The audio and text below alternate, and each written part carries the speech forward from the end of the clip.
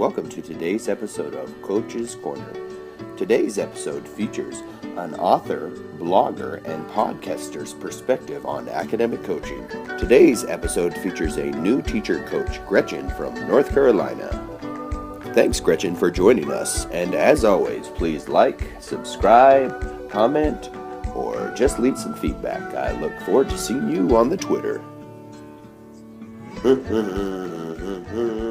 Here we go. All right, all you sports fans out there, welcome to our first Blab edition of Coach's Corner. Today we are live with our special guest. Go ahead and introduce yourself. Hey, this is Gretchen from Charlotte, North Carolina. I am a new teacher coach. And so tell me a little bit about what you do, who you work for, just your 140 character job description. I don't know if I can do it that short, but I work for the New Teacher Project at TNTP, and I go into classrooms and help new teachers gain effectiveness through teaching techniques. So awesome. Thank you for sharing that. I'm excited, as I said, to do this, our first live Blab here. Woo! And so here we go, Coach's Corner. On live and online. So number one question, what is your coaching mantra or your philosophy that drives you when you're working with your teachers? Give it a shot. I would say I just want you to implement feedback, whether you think it's going to work or you've tried it before. Just give everything a try because you've got nothing to lose. And then based on how that goes, we can change things up. So just give it a shot. I just want you to try. Yeah, that's it. And is that kind of how you frame it? Just, I want you to try, give it a shot. Yeah, well, I take it as, hey, let's put our brains together. I don't know everything. So I'm just giving a suggestion. So I want you to try it. And when you give me a suggestion, I'm going to try it. Like, let's just give everything a try, meaning we're working together as a team to brainstorm and find out what's going to work. Because if it worked for someone, even in the same school, I mean, they've got different kids. So it's hard to say that this is always going to work in this specific way. No, I like that approach. I definitely think it's best, if you can approach it as collaborative versus, hey, let's collaborate instead of me working with you or, helping you. So yeah. I appreciate that perspective and that point of view. So I'm going to give you a click on. I can give you some props right here. There's some props. There's some love. Woo, thank you. Yeah. So there you got some more props. Thanks, Loud Radio. How do you help teachers implement new skills and strategies when you're working with them? So first you have to model, because I've realized that there's a difference between understanding something and then putting it into practice. And it's because they think they cognitively understand the purpose behind it or the theory, but when they try and make it fit in their classroom with their teaching style, there's this disconnect. And so really being able to say, this is what it looks like. Here's one example of it. Now I want you to plan what it's going to look like for you. Now get up and actually practice it. I'm going to give you some feedback, and then let's practice it one more time. And tomorrow when I see you, I want to see you give it a try. And again, it doesn't have to be perfect. I just want to see you give it a shot, as I keep saying. So in that coaching cycle, so you're saying you kind of model it first, and then you kind of get them up there doing the same kind of strategy that you're working with them on. Yeah. And so what's usually kind of the turnaround on that? Are you working in the same day? Are you working within the same week? So if I'm in a classroom coaching and it's something we've already talked about, then I'm doing it immediately with you, and you're doing it right there with me as well. If it's something that's going to require a lot of planning behind the scenes, or I need to really thoroughly model it for you that we haven't talked about it before, then at the end of that same day, we're talking about it so you can implement it the next day. And that's why I only work with 10 teachers at a time, because otherwise I wouldn't have that turnaround time. So how long is that cycle that you're working with those teachers on?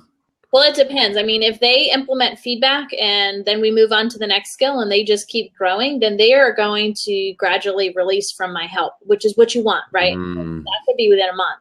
I mean, but if it's someone that's really struggling because the school's difficult or the students are difficult, then that really depends. And some people do really well with some techniques, and then others need repetitive practice. So there is a cycle in place, but everyone's in a different place within the cycle, and some graduate off and some come back in. So it's really personalized and depends on how much you are willing to put the time in to implement the changes.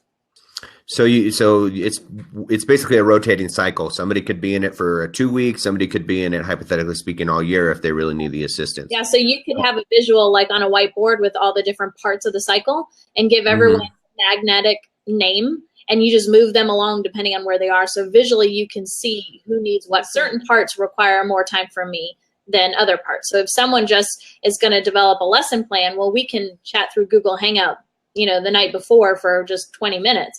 Where someone really needs that modeling in-person help, well, that's going to take some more time. And so how do you kind of measure when a teacher is ready to be released?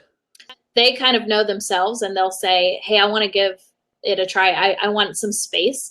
And I don't take offense to that. What that says is they have got it and they are ready to refine it and make it their own. And they want me to come back when they've perfected. And that's fine. That frees me up to go really help someone that needs me versus someone that's kind of got it. And I'm like, they've got the training wheels and I'm just kind of running alongside them. It really allows them some time to think and try new things without me kind of watching, and then report back when they're ready to showcase their skills.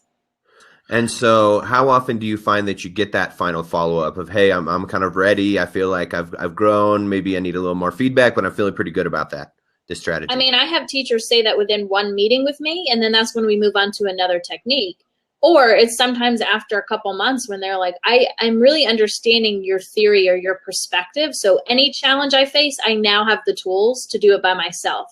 Versus here's a new obstacle, let's talk through it. And after a few rounds of that, they start understanding, how you need to step back, how you need to reflect, how you need to plan, how you need to practice. And so they get in the flow, and then that they're ready to go. They can help themselves, and then they can help somebody else. Awesome. Love it. I can tell you're definitely very passionate about your coaching, and you put a lot of thought into it. So high five. Yeah. Woo!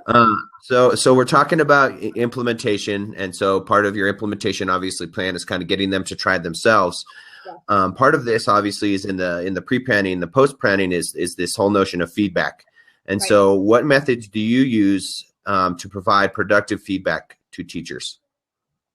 So I do in the moment. So I could be cueing you when you're in the class right there, and it's something we've been working on. So I'm going to tell you what the cues are ahead of time. So you're not like, what is she doing back there? Mm-hmm. But then in addition to that, I'm either whispering to you or I co-teach with you. So I time you out and time me in, and I model something, and then I pass it over to you. Or it's through an email, through a text message, through any type of form. And now Voxer, I can't wait to try it after I leave and just leave my notes, and they can Vox me back when they're ready. I think that's going to be such a cool tool.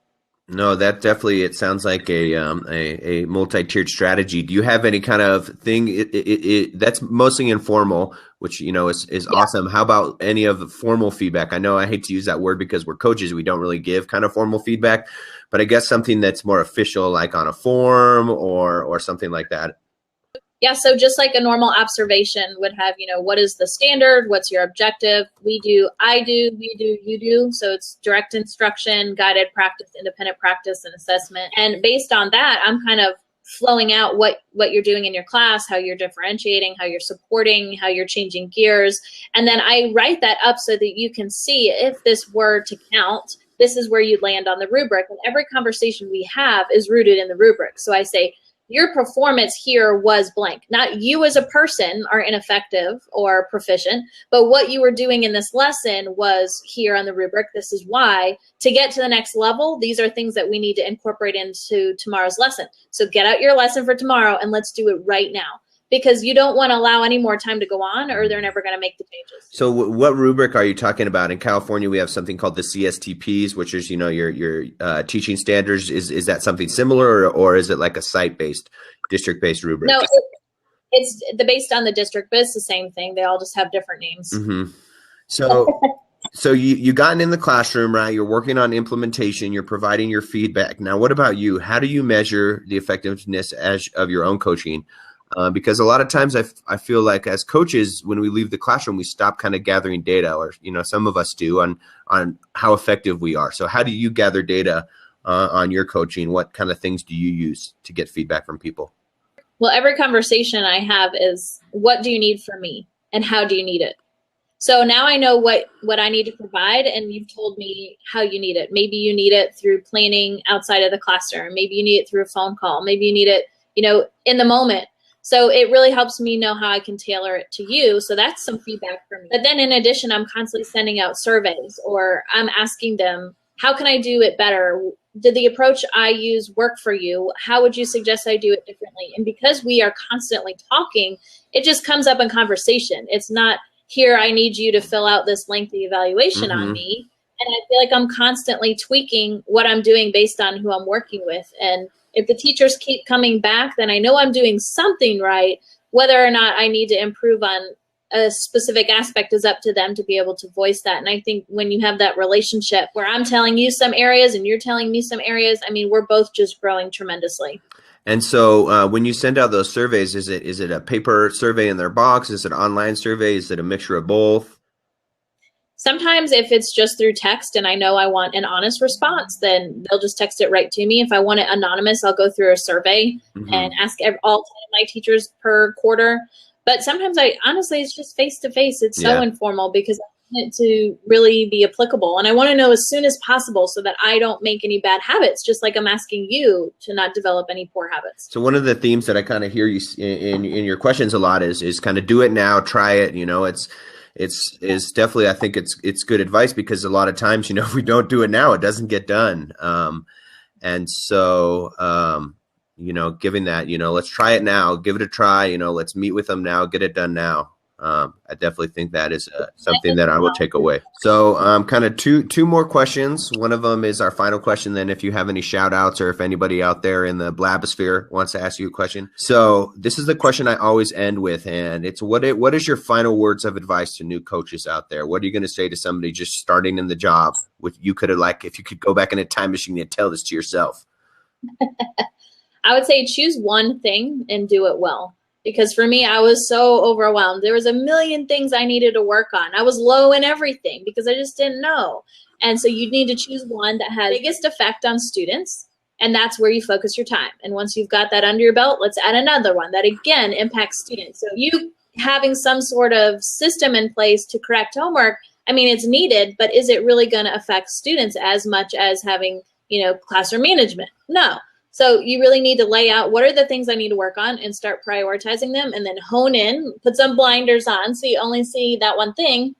And when you get that, let's add something else to your tool belt. So I heard kind of two things in there. Number one, focus on one thing at a time. And then number two, also, you need to prioritize those one things with what's going to have the most effect for your students.